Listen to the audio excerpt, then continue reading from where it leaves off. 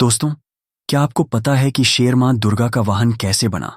और साथ ही क्या आप जानते हैं कि नवरात्रि व्रत की शुरुआत किसने की? आज के वीडियो में हम आपके इन सभी सवालों के जवाब और भोलेनाथ के मुख से सुनाई गई नवरात्रि व्रत की पावन कथा सुनाने जा रहे हैं। तो आपसे अनुरोध है कि आप इस कथा को पूरा जरूर सुनें, क्योंकि इस कथा को केवल एक बार ध्यानपूर्वक सुनने से उसके कोटि कोटि पाप नष्ट होते हैं। माता रानी की कृपा से उसे धन, धान्य, पुत्र, सुख, समृद्धि की प्राप्ति होती है। तो चलिए सबसे पहले जानते हैं कि शेर मां दुर्गा का वाहन कैसे बना। हिंदू शास्त्रों में प्रत्येक देवी देवता किसी न किसी वाहन पर विराजमान हैं, जैसे कि विष्णु जी का वाहन गरुड़, मां लक्ष्मी का वाहन उल्लू, मां सरस्वती का वाहन हंस, शिव जी का वाहन नंदी बैल, गणेश जी का वाहन मूषक, कार्तिकेय का वाहन मोर आदि अनेक देवी देवता का जो किसी न किसी वाहन पर विराजते हैं। जैसे कि मां दुर्गा का वाहन शेर है। शेर की सवारी करने के कारण मां दुर्गा को शेरा वाली मां के नाम से भी पुकारा जाता है। आखिर शेर ही क्यों मां दुर्गा का वाहन बना, इसके पीछे एक पौराणिक कथा प्रचलित है। दुर्गा मां के कई रूप हैं, उनमें से एक रूप मां पार्वती का भी है।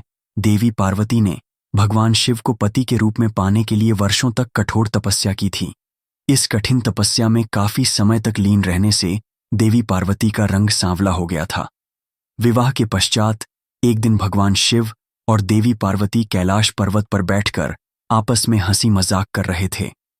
इस बीच शिवजी ने माता पार्वती को छेड़ते हुए कहा, देवी पार्वती, तुम्हारा रंग कितना सांवला हो गया है, देखो तो जरा। यह सुनकर माता ने कहा, यह सब तो आपको पाने के लिए मैंने तपस्या की थी, इस कारण मेरा रंग सांवला हो गया। जाइए, मुझे आपसे बात नहीं करनी, आपने मुझे दुख पहुंचाया है। अब मैं तभी लौट कर आऊंगी जब मैं सांवली नहीं रहूंगी, मैं गौरवर्ण की हो जाऊंगी। मैं तपस्या के लिए जा रही हूं। शिवजी ने कहा, अरे तुम तो नाराज हो गई, मैं तो यूं ही कह रहा था। लगता है देवी पार्वती को मेरी बात का बुरा लग गया। अब तो यह तपस्या में लीन होने चली गईं। शिवजी से नाराज होकर मां पार्वती वन जंगलों में जाकर तपस्या में लीन हो गईं। जब माता पार्वती तपस्या में लीन थीं, उस समय एक भूखा शेर उधर से गुजर रहा था। उसने माता पार्वती को देखा और उन्हें अपना शिकार बनाने के लिए आगे बढ़ा। उसने सोचा, ये तो तपस्या में लीन है, मेरी गर्जना का इन पर कोई प्रभाव नहीं हो रहा। मुझे इनकी तपस्या भंग होने का इंतजार करना होगा। आखिर मैं भी तो देखूं कि एक शेर की गर्जना का असर इन पर क्यों नहीं हुआ और इनकी तपस्या भंग क्यों नहीं हुई, ये भयभीत क्यों नहीं हुई। माता पार्वती को तपस्या में लीन देखकर शेर वहीं पर बैठ जाता है और वह मां पार्वती की तपस्या समाप्त होने का इंतजार करने लगता है। लेकिन माता पार्वती की तपस्या कई वर्षों तक चलती रही। तब तक वो शेर आज्ञाकारी बनकर वहीं पर बैठा रहा। मां पार्वती के चमत्कार से शेर भी उतने वर्ष भूखा प्यासा रहा, मानो वह भी मां पार्वती के साथ तपस्या कर रहा हो। ना ही उसने माता पार्वती को कुछ कहा और ना ही वहां से उठा। तब कई वर्ष बीत जाने के बाद देवी पार्वती की तपस्या से प्रसन्न होकर वहां शिवजी प्रकट हुए। उन्होंने कहा, आंखें खोलो, मैं तुम्हें गोरा होने का वरदान देता हूं। पार्वती, तुम गंगा में स्नान करो, इससे तुम गौरवर्ण की हो जाओगी। अपने उज्ज्वल गौरवर्ण के कारण अब से संसार आपको गौरी के नाम से भी जानेगा और आपका सांवला रूप कौशिकी देवी के नाम से जाना जाएगा। देवी पार्वती ने कहा, आप धन्य हैं प्रभु। तभी देवी पार्वती की नजर वहां बैठे एक शेर पर जाती है और वे कहती हैं, अरे यह शेर यहां कैसे? इसके बाद भगवान शिव ने कहा, हे देवी पार्वती, इसे देखकर तो ऐसा प्रतीत हो रहा है कि वर्षों से यह भी यही आपके साथ तपस्या में बैठा हुआ है। शेर ने कहा, भगवान शिव, मेरा प्रणाम स्वीकार कीजिए, आपका कथन सत्य है। मैं इसी विचार से देवी पार्वती पर आक्रमण करने वाला था, पर देवी पार्वती के अलौकिक चमत्कार से मैं रुक गया। मेरे हाथों से यह अपराध होने से आपने मुझे रोक दिया। मुझे क्षमा कीजिए माता। शेर की बात सुनकर माता पार्वती ने भोलेनाथ से कहा, जैसे मैंने इतने दिनों तक तपस्या की, ठीक उसी तरह इस शेर ने भी मेरी प्रतीक्षा में तपस्या की है। मुझे इसकी तपस्या का फल इसे देना ही चाहिए, पर मैं ऐसा क्या करूं कि जिससे जगत में इसकी प्रशंसा हो। शेर ने कहा, मां, मैं आपकी सवारी बनना चाहता हूं, आपको अपनी पीठ पर बिठाना चाहता हूं, मैं चाहता हूं कि जगत में मैं आपके वाहन के रूप में जाना जाऊं। मुझे यह वरदान दीजिए माँ, मुझ पर कृपा कीजिए। मैं आपके संग संग रहकर आपकी ओर भक्ति करना चाहता हूं। शिवजी ने कहा, देवी पार्वती, अब तो इस शेर को वाहन बनाकर आपको इसकी इच्छा पूरी करनी ही होगी, और अब आपको शेरों वाली के नाम से भी पुकारा जाएगा। देवी पार्वती मुस्कुरा देती हैं और शेर को वरदान देते हुए उसे अपना वाहन बना लेती हैं। शेर पर सवारी करने के लिए मां दुर्गा के रूप में मां पार्वती शेर पर सवार होती हैं। तभी स्वर्ग में उपस्थित सभी देवी देवता उन पर फूलों की वर्षा करने लगते हैं। गंगा में स्नान करके मां पार्वती मां गौरी के रूप में जानी जाने लगीं। उनका श्याम वर्ण कौशिकी देवी के नाम से प्रसिद्ध हुआ और शेर की सवारी करने वाली मां दुर्गा के रूप में पूरा संसार उन्हें शेरावाली के नाम से पुकारने लगा, और तभी से शेर मां दुर्गा का वाहन बन गया। अब आप अपने मन को एकाग्र कर लीजिए और ध्यान से सुनिए नवरात्रि व्रत की महान कथा, क्योंकि जो व्यक्ति इस कथा को केवल एक बार ध्यानपूर्वक सुनता है, उसके कोटि कोटि पाप नष्ट होते हैं। माता रानी की कृपा से उसे धन, धान्य, पुत्र, सुख, समृद्धि की प्राप्ति होती है। एक समय की बात है, भगवान शिव कैलाश पर्वत पर ध्यान मग्न होकर बैठे हुए थे। तभी देवर्षि नारद अपने हाथ में वीणा लेकर कैलाश पर्वत पर उपस्थित होते हैं। देवर्षि को देखकर महादेव अत्यंत प्रसन्न होते हैं और उनसे कहते हैं, पधारिए देवर्षि, आज किस प्रयोजन से कैलाश पर आपका आगमन हुआ है? देवर्षि कहते हैं, हे देवादिदेव, यदि आप पूछ रहे हैं तो बताने की चेष्टा करता हूं। हे प्रभु, मैं आपके पास नवरात्रि के व्रत का महात्म्य सुनने के उद्देश्य से आया हूं। यह व्रत क्यों रखा जाता है? इस व्रत को करने से कौन सा फल प्राप्त होता है? कृपया आप मुझे इस सब बातों का ज्ञान प्रदान कीजिए। महादेव कहते हैं, हे देवर्षि, आज आपने उत्तम प्रश्न किया है। आपके माध्यम से समस्त संसार को इस व्रत का महात्म्य पता चलेगा, इसीलिए आप ध्यान से सुनिए। जो भी मनुष्य इस कथा का श्रवण करता है, उसके समस्त पापों का नाश होता है, उसकी दरिद्रता का भी नाश होता है। इसीलिए आप इस कथा को ध्यान से पूरा सुनिए और इसका प्रचार कीजिए। देवर्षि कहते हैं, हे प्रभु, कृपया आप मुझे वह कथा कहिए। मैं इसे ध्यान से पूरा सुनूंगा और इसका प्रचार करूंगा। तब भगवान शिव देवर्षि नारद को कथा सुनाने लगते हैं। हे देवर्षि, पूर्वकाल की बात है। कौशल देश में एक अत्यंत दीन, दरिद्र, धनहीन एवं विशाल कुटुंब वाला राम प्रसाद नाम का एक वैश्य रहता था। उस वैश्य की अनेक संतानें थीं, जो कोई काम नहीं करती थीं और धन के अभाव से हमेशा दुखी रहा करती थीं। उनके पास करने के लिए भी कोई उद्योग नहीं था।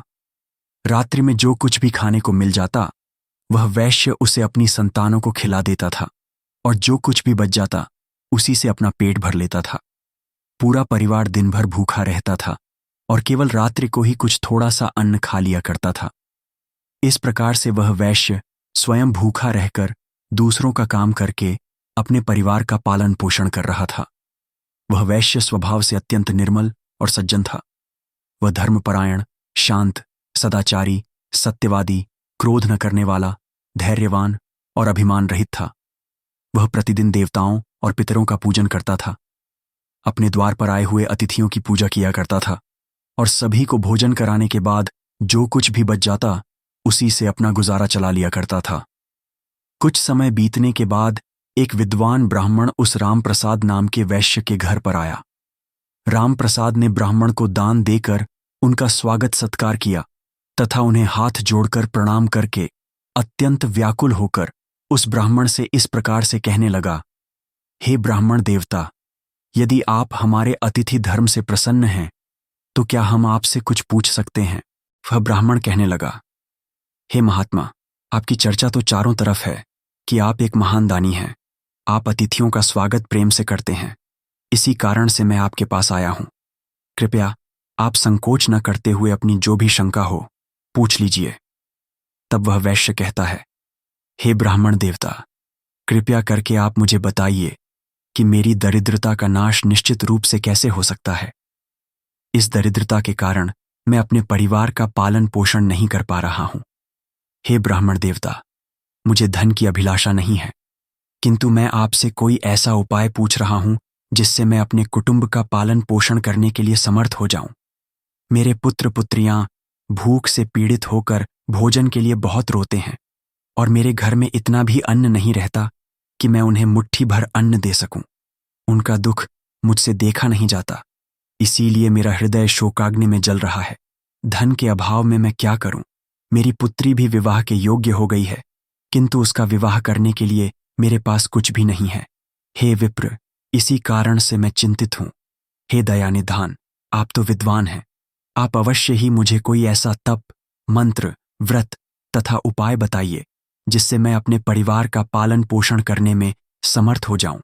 इस प्रकार से उस वैश्य के द्वारा याचना करने पर उस ब्राह्मण ने बड़ी ही प्रसन्नतापूर्वक उस वैश्य से कहा, हे वैश्य, मैं तुम्हारे दुख का कारण समझ चुका हूं। तुम चिंता मत करो, मैं तुम्हें अवश्य ही उपाय बताता हूं। तुम अब नवरात्रि के व्रत का अनुष्ठान करो।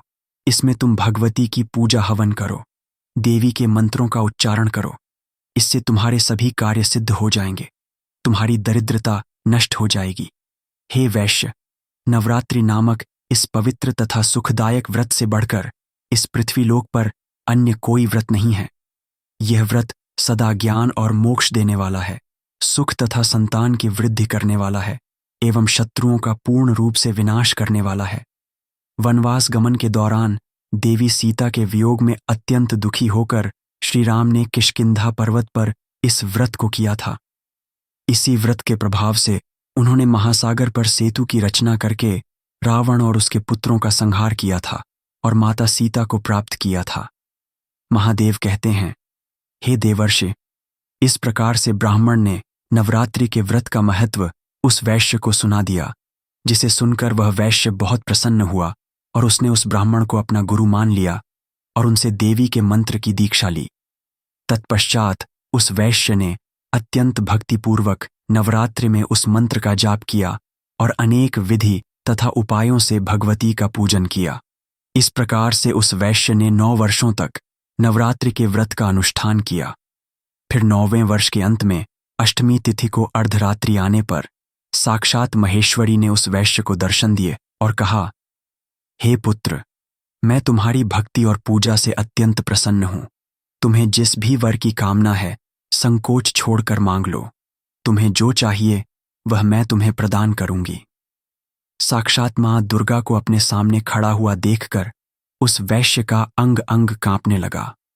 उसकी आंखों से आंसू झलकने लगे। मां दुर्गा के उस अद्भुत दिव्य स्वरूप को देखकर वह वैश्य हर्ष से उत्साहित होने लगा।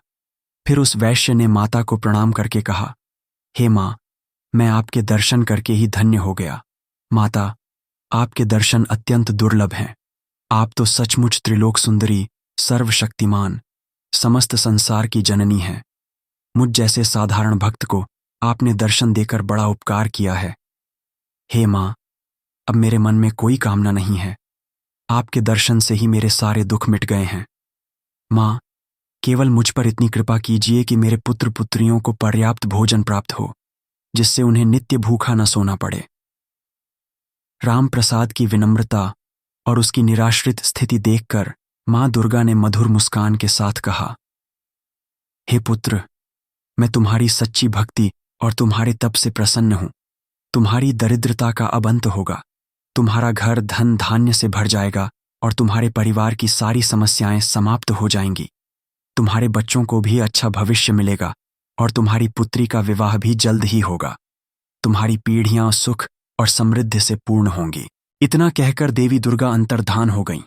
उसी क्षण राम प्रसाद वैश्य का घर प्रकाश से भर गया और उसकी दरिद्रता समाप्त हो गई। देखते ही देखते उसके छोटे से घर की जगह एक विशाल महल खड़ा हो गया। उस महल में स्वर्ण, मणियों और बहुमूल्य रत्नों का भंडार भर गया। उसकी सारी संतानें खुश और तृप्त हो गईं। रामप्रसाद के पास अब न केवल अपने परिवार के लिए अन्न था, बल्कि वह दूसरों की भी मदद कर सकता था।